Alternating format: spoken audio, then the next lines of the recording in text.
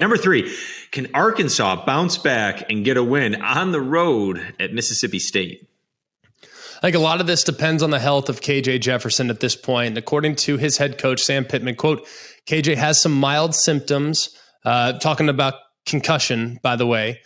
Each kid, this is also an extended quote, each kid's a little different with how they react. They've had guys be back in 3 to 4 days, and they've had guys be out 27 days. So they're going to be very, very cognizant of where KJ Jefferson is. Remember, he was hit, took a big hit, came back in for a snap, and then he was sidelined the rest of the day. In came Cade Fortin, and he took it the rest of the way. A couple series, not a whole lot. A lot of people were very surprised that it was actually Cade Fortin, who's the walk-on transfer from South Florida. A lot of people thought maybe it'd be Malik Hornsby, who's the most athletic player on the team, arguably the fastest player on the team, which says a lot because there's some speedster on the Arkansas roster.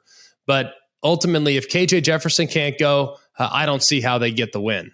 If he can go, I do think they'll be well-equipped to potentially take advantage of an aggressive Mississippi State defense. KJ Jefferson's played a lot of football, and they have some guys that can catch and run. If you have some guys that can catch and run, you can create some problems for Mississippi State because they're going to pressure so much. The other thing, too, it might not matter who's going at quarterback if things don't get better for Arkansas on the back end. Look, it's been documented. Yes, they've been a little bit better the last couple of weeks in pass defense, but still they're giving up 290 yards a game.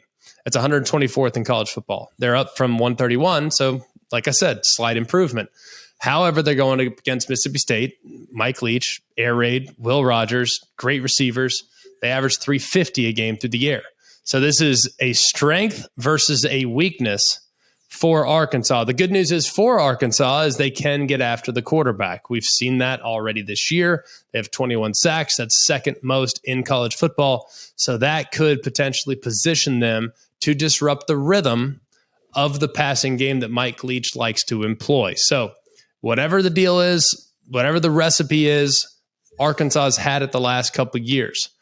Right now, Arkansas is 2-0 against Mike Leach since Mike Leach re-entered the SEC. I say re-enter because he was a coordinator a million years ago. So Arkansas has had the right recipe. Barry Odom has played this. He's the defensive coordinator of Arkansas. He's played this air raid time and time again, so he understands how to defend it.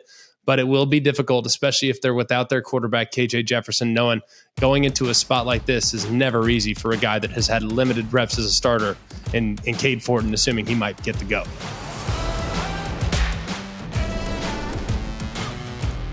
Hey guys, it's Greg McElroy. Thanks for watching Always College Football. Make sure you like, rate, and subscribe to ESPN's YouTube channel and wherever you listen to your podcasts.